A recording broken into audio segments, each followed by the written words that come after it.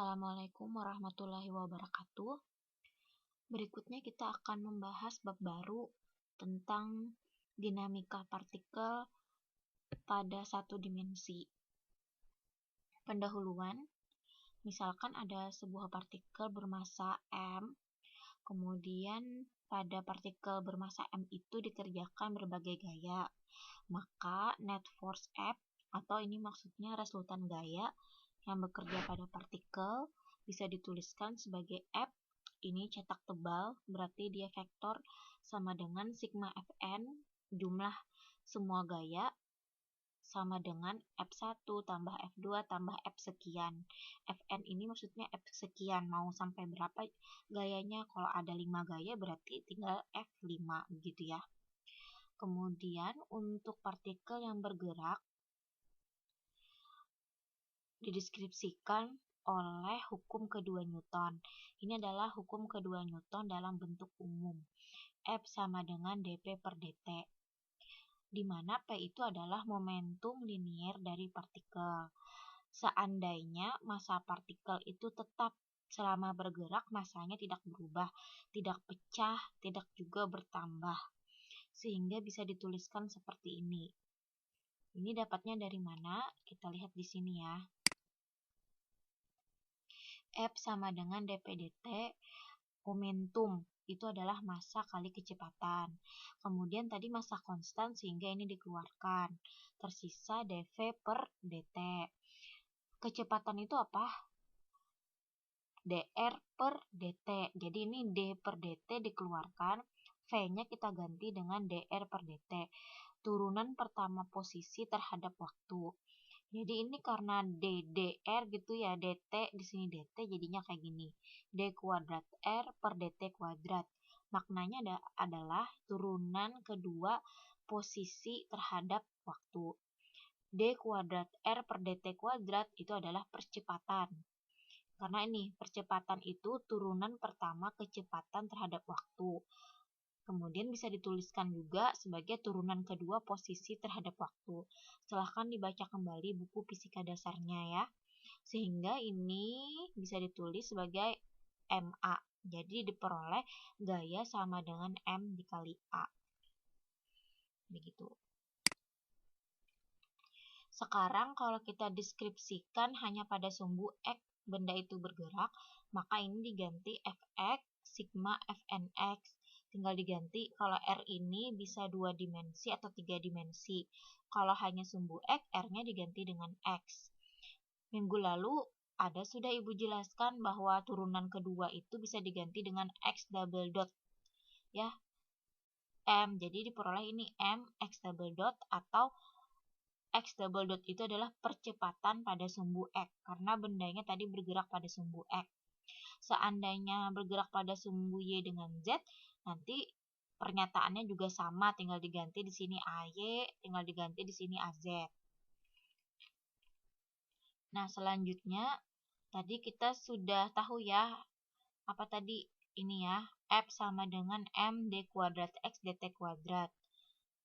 Secara umum dari persamaan ini kita bisa melihat bahwa gaya itu bisa sebagai fungsi posisi, kecepatan, dan waktu. Posisi ini posisi, waktu ini ada waktunya. Kalau kecepatan yang mana? Yang mana kecepatan? Kan dari sini ya. Tunggu sebentar biar kelihatan. Ini, nah ini kelihatan bahwa gaya itu fungsi dari kecepatan. Makanya di sini dia tulis F dalam kurung X dot, masih ingat X dot? X dot adalah kecepatan. Kita perbesar deh. X dot adalah kecepatan. Jadi gaya itu bisa fungsi dari posisi, kecepatan dengan waktu. Oleh karena itu, dalam penyelesaian persamaan ini, itu sebenarnya bisa dipecah menjadi 4. Kalau di fisika dasar 1 kan kita cuma tahu F sama dengan MA, A sama dengan F per M. Kalau di mekanika, penyelesaiannya dipecah menjadi 4. Yang pertama, apabila gaya konstan. Contohnya adalah untuk benda jatuh bebas dan di kehidupan sehari-hari, katanya everyday motion. Yang kedua, apabila gaya yang bekerja pada benda bergantung pada waktu. Jadi bisa ditulis F sama dengan F dalam kurung T. Ini salah nih. Kurungnya harusnya dalam kurung T. Misalnya contoh pada kasus gelombang elektromagnet. Itu gayanya bergantung pada waktu. Berarti setiap detik bisa berubah. Dia menggunakan grafik sinus. Yang ketiga, gaya bergantung pada kecepatan. Ditulis seperti ini. Contohnya adalah air resistance to falling, or gaya gesek, gaya hambatan ketika benda jatuh atau bergerak. Misalnya di udara ya, kalau di udara sebenarnya ada hambatan udara kan. Nah, gaya hambat atau gaya gesek pada benda yang jatuh atau bergerak ke atas. Kemudian yang keempat, kasus di mana gaya bergantung pada posisi. Contohnya restoring force. Restoring force ini gaya pemulih pada pegas yang bergetar. Itu dia bergantung pada posisi. Makin jauh dari titik seimbang, gayanya semakin besar. Sekarang kita selesaikan ya, satu-satu dulu. Tadi kita sudah tahu yang ini. D kuadrat X per dt kuadrat sama dengan dv per dt. Nah, dari sini nih. Tunggu, dia mau cari apa nih? Yang ini ya, V dv per dx. Datang dari mana itu? 2.6. Nih. Percepatan adalah dv per dt. Kemudian d per dt-nya keluar, V-nya kita ganti dx per dt. Kenapa dx kalau di sini dr? Karena tadi kita misalkan hanya bergerak pada sumbu x. Sehingga diperoleh d kuadrat x per dt kuadrat. Mirip kan dengan yang di atas. Jadi dv per dt ini kita taruh ke bawah sama dengan yang ini. Nah, kemudian yang ini saya taruh ke sini. Ya, saya balik nih, saya putar. Jadi d kuadrat x per dt kuadrat sama dengan dv per dt. Lalu dv per dt ini saya kali lagi dengan dx per dx. Sehingga dv saya kawankan dengan dx, jadi di sini. Lalu dx ini saya kawankan dengan dt, jadi dx per dt. Ini turun ke sini, dx per dt sama dengan apa? Kecepatan, karena kecepatan adalah turunan pertama posisi terhadap waktu. Sehingga diperoleh V dv per dx. Makanya tadi di sini dia tulis d kuadrat x per dt kuadrat adalah ini, V dv per dx. Gitu ya, tolong sekali lagi semua turunan rumus ini dicatat. Karena melalui mencatat kalian akan memahami satu-satu ini langkahnya apa. Dicatat di buku catatan. Oleh karena itu, katanya equation 2.4 yang ini ya bisa kita tulis sebagai apa? M d kuadrat X per dt kuadrat, bisa kita ganti yang ini dengan dv per dt, atau bisa kita ganti dv per dt ini dengan yang ini kan. Ini dv per dt sama dengan ini. Jadi ini kita ganti dengan V dv per dx. Gitu ya. Secara umum apa? Tadi hukum kedua Newton ya, secara umum F sama dengan dp per dt gitu ya. Kalau kita mau integralkan yang ini, nanti ketemunya yang ini. Caranya adalah seperti ini. Ini sudah ya, ini uraiannya aja nih. F sama dengan dp per dt. Kita kali silang dt-nya ke atas, jadi f dt sama dengan dp. Kita mau menghilangkan diferensial di sini dengan cara diintegralkan. Jadi kita integralkan dari waktu awal ke waktu akhir T1 T2. Di sini momentum awal P1 ke momentum akhir P2.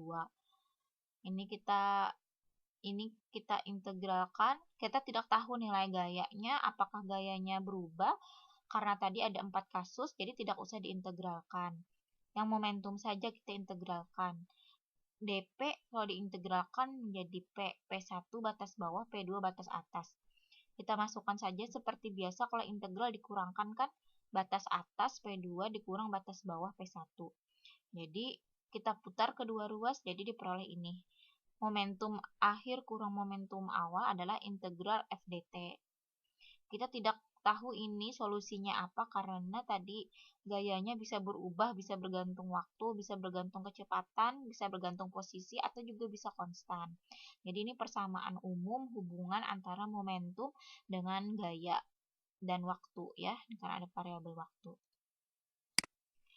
Nah, baik, sekarang kita masuk kalau gayanya konstan. Kasus pertama gaya konstan. Nanti ujung-ujungnya ini ke GLBB.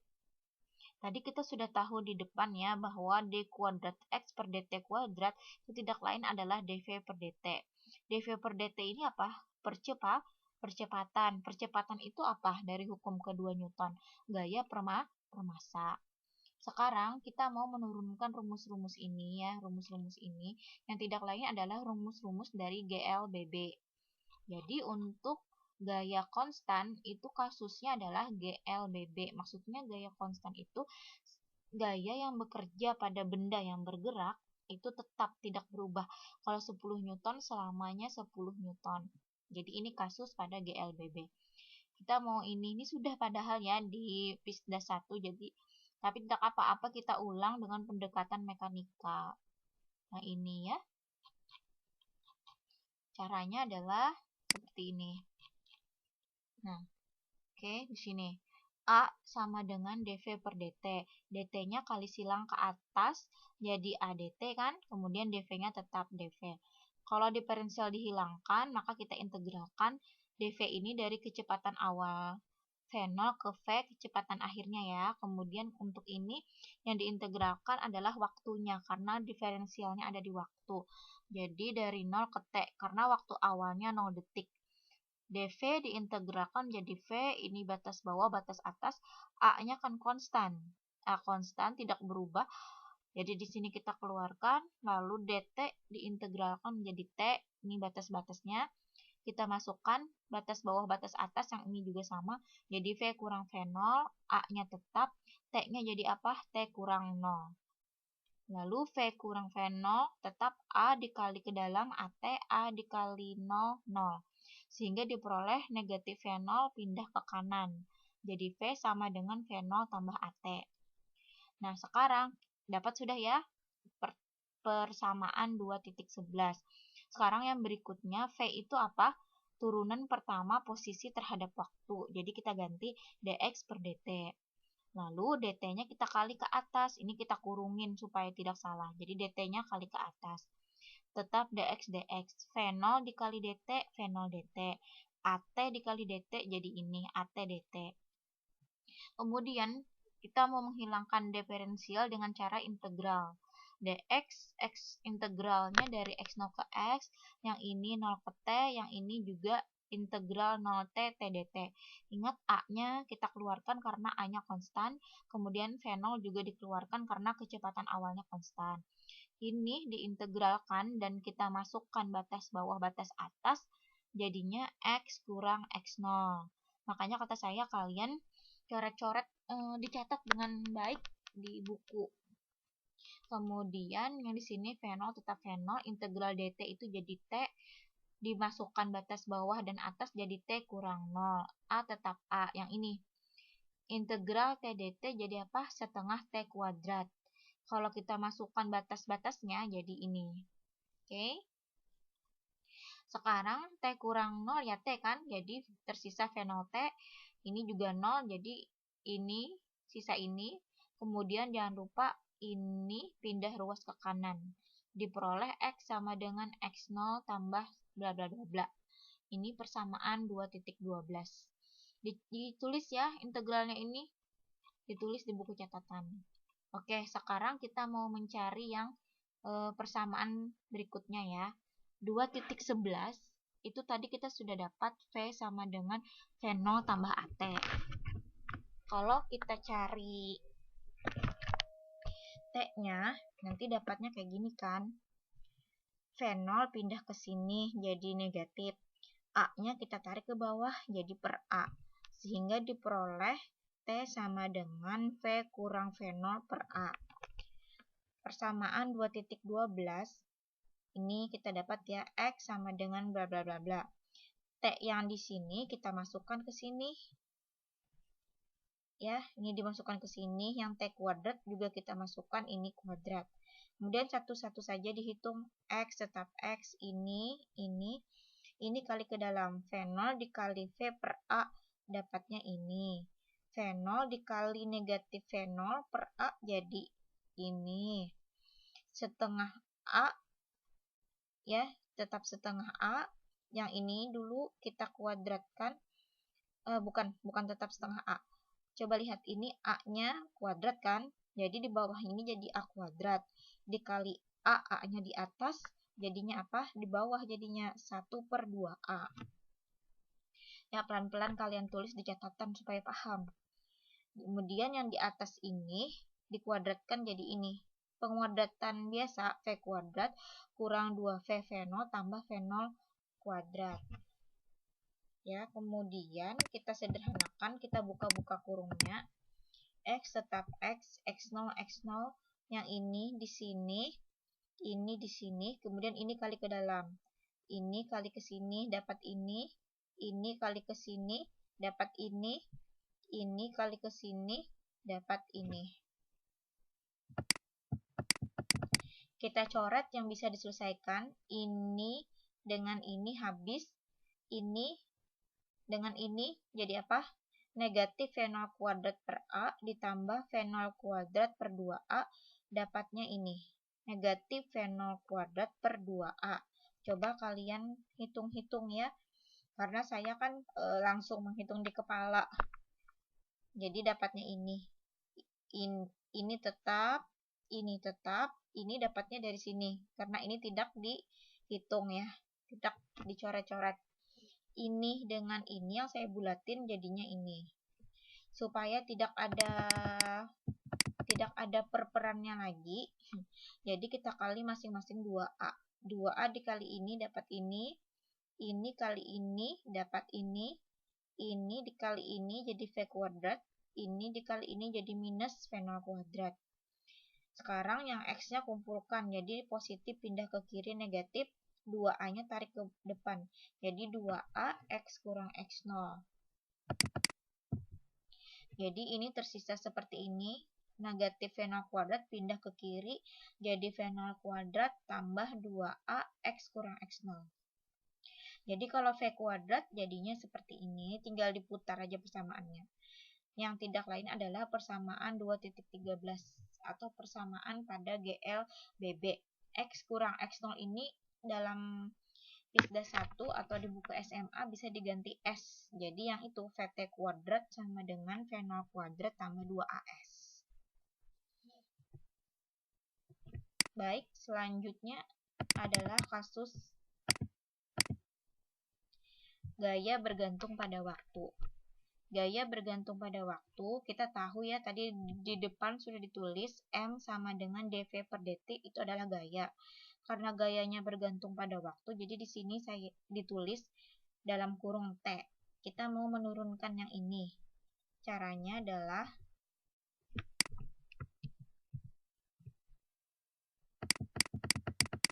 ini ya. F sama dengan MA, A itu dV dt. Karena bergantung waktu, jadi ditulis dalam kurung T. Kemudian kita putar ke kedua ruas ini, diputar aja, jadinya MdV per dt sama dengan Ft. Itu persamaan 2.14. Sekarang kita kali silang dV tetap dV. dt di bawah kan, kali ke atas jadi apa? Ft dt. M di atas kan, pindah ke bawah jadi M per M. Sekarang integral dV. Nah, diferensial kita hilangkan, di sini juga kita hilangkan, jadi kita integralkan. dV kita integralkan dari V0 ke V, ini masa konstan jadi 1/M. Yang ini Ft dt, karena Ft-nya masuk ke dalam karena gayanya bergantung waktu. Sedangkan ini diferensialnya juga diferensial waktu. Jadi dari T0 ke T. T0 itu waktu awal, V0 itu kecepatan awal. Kemudian integral dV menjadi V ya. Masukkan batas-batasnya jadi V kurang V0. 1/M ya tetap 1/M. Lalu yang ini tidak bisa kita apa-apakan karena kita tidak tahu apa persamaan gaya. Nanti diketahui di soal apa persamaan gaya. Lalu ini negatif fenol pindah ke kanan menjadi positif fenol. Akhirnya diperoleh ini yang merupakan persamaan 2.15. Jadi kecepatan benda ketika memperoleh gaya yang berubah-ubah terhadap waktu adalah seperti ini persamaannya. Ini kecepatan benda yang tadi dibilang apa? Elektron wave pada gelombang benda yang berada di bawah pengaruh gelombang elektromagnet. Ya, misalnya elektron bergerak di bawah pengaruh gelombang elektromagnet, nanti kecepatan elektronnya seperti ini. Kemudian yang berikutnya adalah kita mau mencari persamaan posisinya. Bayangkan saja elektron, persamaan posisi elektron di bawah gaya yang berubah-ubah terhadap waktu. Bagaimana dapat 2.16? Caranya adalah, nah kita sudah dapat ini tadi ya, yang 2.15. Kalau secara umum bisa ditulis Vt sama dengan V0, ini ditambah variabel T karena kecepatannya juga bergantung pada waktu, kan ada di sini waktu ya. Sekarang kecepatan itu apa? dx per dt. Kita ganti. Kemudian dt yang di bawah ini kali ke atas, kali ke sini karena ini ada dua suku. Jadi ini V0 dt tambah 1/m yang ini, dt-nya jadi 2 kali karena di sini ada dt, di sini juga ada dt. Kalau kita mau menghilangkan diferensial dari posisi, maka pakai integral, posisi awal ke posisi akhir. Berarti ini juga diintegralkan waktu awal, waktu akhir. Di sini jadi sudah ada integral, diintegralkan lagi untuk menghilangkan dt yang di belakang. Berarti integralnya lipat 2. Jadi T0 ke T, T0 ke T lagi. Ini kalau diintegralkan menjadi X, jadi batasnya atas X dengan X0, sehingga diperoleh X kurang X0. Kemudian integral dt dimasukkan batas-batasnya jadi T kurang T0. 1/m tetap 1/m. Kemudian yang ini kita kurungin supaya tidak salah. Integral T0T yang ini kan yang dari awal sekali yang di atas. Jadi ini kita kurungin integral Ft dt. Ini dt-nya ini kan yang di ujung ini hasil dari kali yang di sini ke atas tadi. Kemudian negatif X0 pindah ke kanan jadi positif. Ini tetap ke sini. Ini 1/m. Nah, yang ini kan integral dengan dt ditulis dt aksen. Artinya diintegralkan 1 kali. Sedangkan ini kan integral dari yang ini. Jadi yang di dalam kurung ini integralnya 2 kali. Nah, sehingga ditulis T0 ke T aksen. Di sininya T double aksen, ini dt aksen. Maksudnya adalah persamaan yang ini harus diintegralkan 2 kali. Sayangnya di sini kan kita tidak tahu apa persamaan Ft. Seandainya ada persamaan Ft tinggal 2 kali diintegralkan. Kalau dt ini 1 kali saja diintegralkan. Sehingga diperoleh persamaan ini 2.17. Ini adalah persamaan elektron, misalnya elektron yang bergerak di bawah pengaruh medan elektromagnet. Iya, sama ya. Yang ini, oke.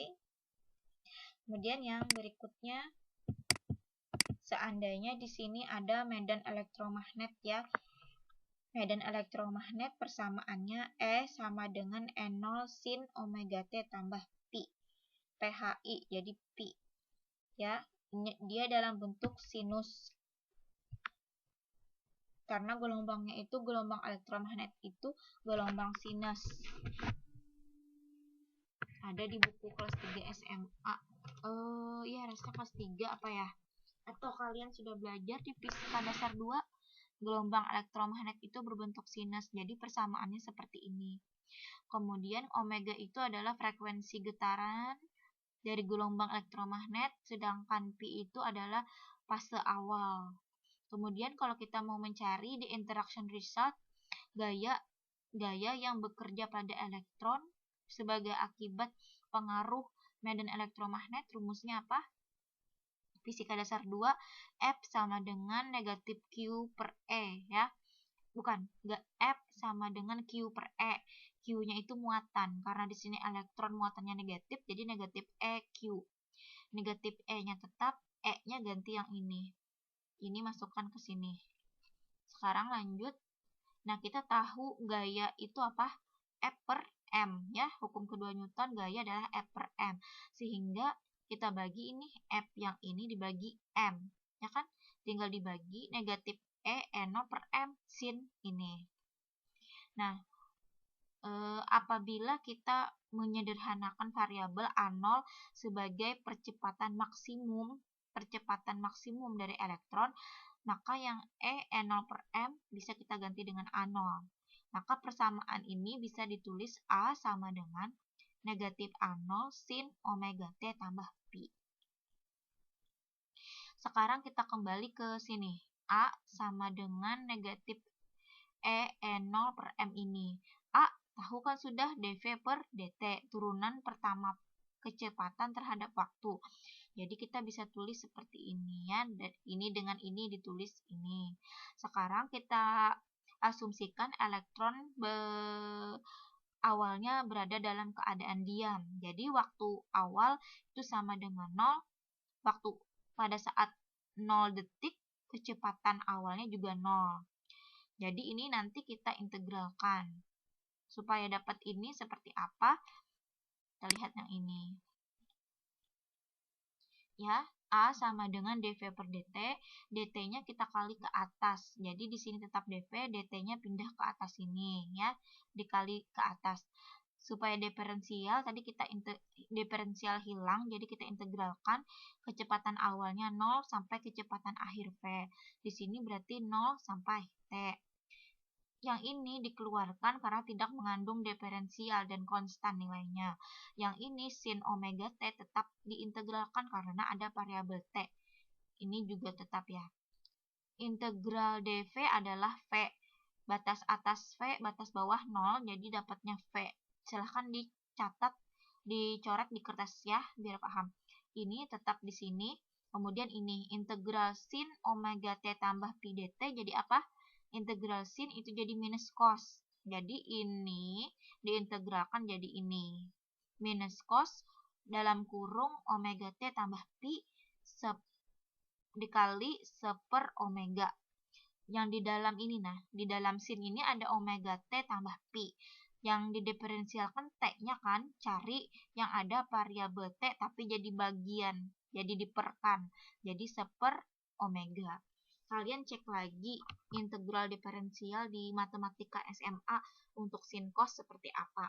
Seperti ini ya. Jadi yang di dalam kurung ini mana yang ada T-nya? Oh, ini omega T. Jadi 1/, dari yang di depan T. Jadi apa? 1/, omega. Jangan lupa batas atas T, batas bawah 0. Kemudian ini kalau kita masukkan batas atas, batas bawah, jadi apa ini? Ini negatif kali negatif positif. Negatif ya. Tunggu sebentar. Ini kan perkalian saja ya. Ini bukan pengurangan, ini perkalian. Jadi negatif ini bisa kita taruh ke depan. Jadi apa? Positif. Makanya di sini positif. Lalu ini kita masukkan batas atas. Omega T ini masuk T tetap ini. Kemudian apa? Kalau batas bawah jadi kurang. Kurang T-nya diganti 0. Jadi apa? Cos pi. Omeganya hilang kemana? Nah, ini kan perkalian. Jadi yang tadi negatif kali negatif positif. Omega tarik saja ke depan. Jadi M omega. Begitu ya. Sehingga nanti di dalam kurung ini cos omega T tambah pi saja yang tersisa. Kamu masukkan batas atas T, batas bawah 0. Diperolehnya ini ya. Karena kalau 0, di sini masukkan 0, tersisa apa? Cos pi. Tersisa cos pi. Baik, sekarang kita kali ke dalam. Yang ini kali ke sini, jadinya ini. Ini dikali ke sini, jadinya yang ini. Oke, diperoleh persamaan itu ya. Yang tertulis di sini, 2.23. Silahkan dicatat di buku catatan. Sekarang kita mau mencari posisi elektron dalam pengaruh medan elektromagnet berbentuk sinus ya. Kenapa dapat ini? Tadi dapat V ini. Kemudian kita ganti V itu apa? dx per dt. dt-nya kali ke atas lagi. Jadi di sini ini dikali dt dapat ini. Yang ini dikali dt jadi ini. dx kita integralkan jadi apa? Dari x0 ke x jadi apa? Integral dx x. Jadi di batas bawah batas atas kita masukkan x kurang x0. Yang ini lagi kita integralkan jika waktu awalnya 0 detik jadi apa? Integral dt batas atas t dengan 0 jadi t. Kemudian yang ini ya, ini dikeluarkan tetap. Yang ini lagi integral cos omega t tambah p dt. Ini jadi apa? Nah, kalian harus ingat-ingat tuh pelajaran SMA, integral cos adalah sin. Jadi integral cos adalah sin. Kebalikan yang di atas, sin apa? Sin omega t tambah pi seper di dalamnya. Ini kan dt. Yang di depan t apa? Omega. Jadi seper omega jadi per. Jadi per yang di depan t ini. Nah, sehingga kita masukkan batasnya apa? Ini omega ya, dikali omega biar tidak penuh di dalam kurung ini. Jadi apa? Omega kuadrat. Kemudian ini apa? Batas atas t, batas bawah 0. Sehingga yang ini saya tidak masalah. Ini x kurang x0 tadi ya. X0-nya kita misalkan posisi awalnya di 0 meter. Jadi tersisa x. Ini tidak masalah. Yang ini kita masukkan batas atas t jadi apa? Omega t tambah pi. Kita kurang ya. Kan batas atas batas bawah itu dalam integral berubah jadi kurang ya. Kemudian kita masukkan 0. 0 berarti di sini 0 tersisa apa? Sin pi. Kemudian kita sederhanakan ini x jadi x, ini tetap suku yang ini kita kali ke dalam. Ini dikali ini jadi ini dikali ini jadi ini. Kemudian kita susun ulang yang sin yang ini, suku ini di depan, kemudian yang ini tarik ke sini, yang ini tarik ke belakang. Ini adalah persamaan posisi elektron berada pada medan elektromagnet. Ya. Oke. Dapat itu sudah ya. 2.24.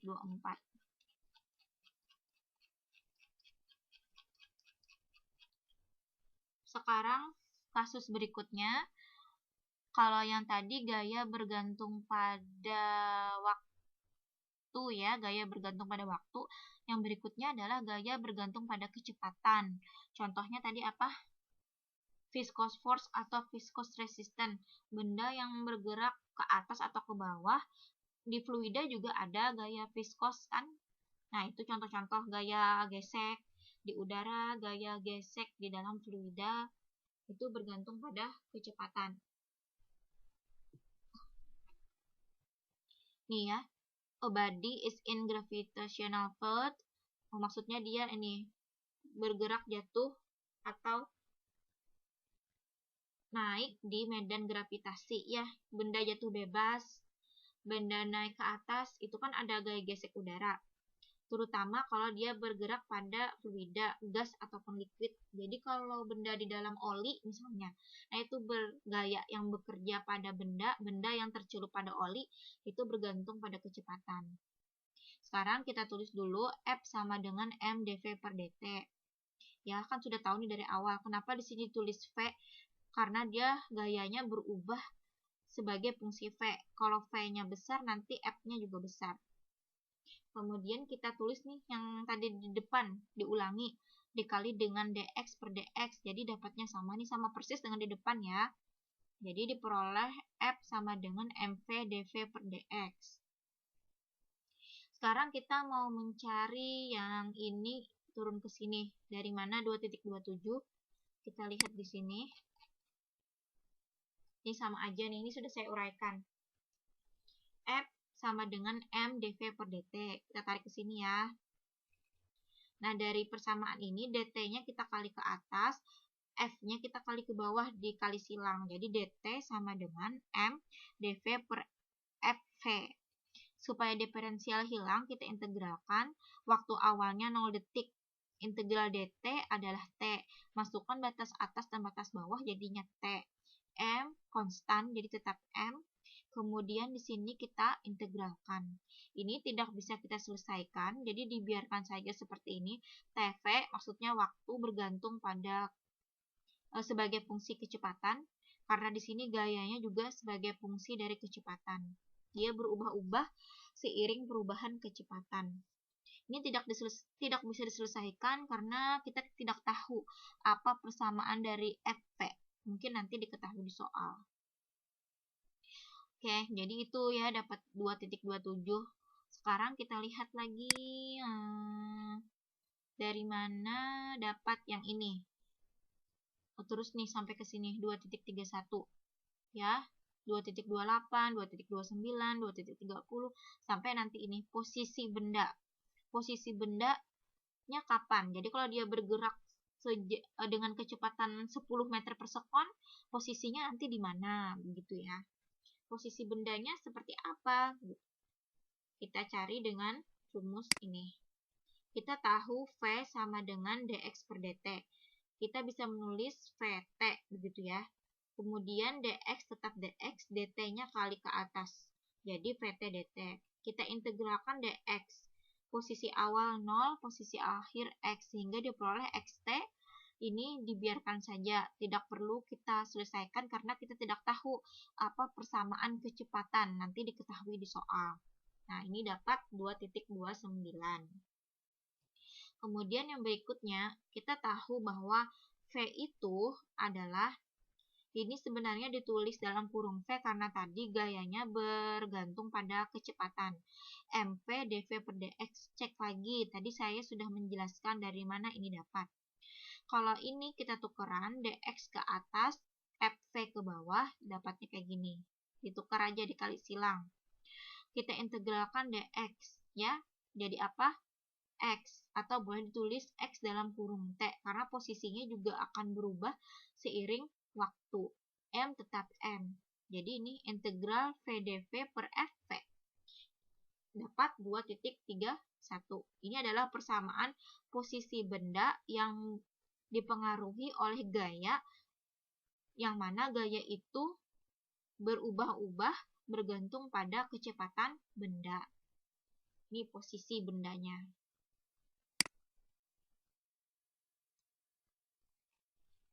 Kalau ini waktunya.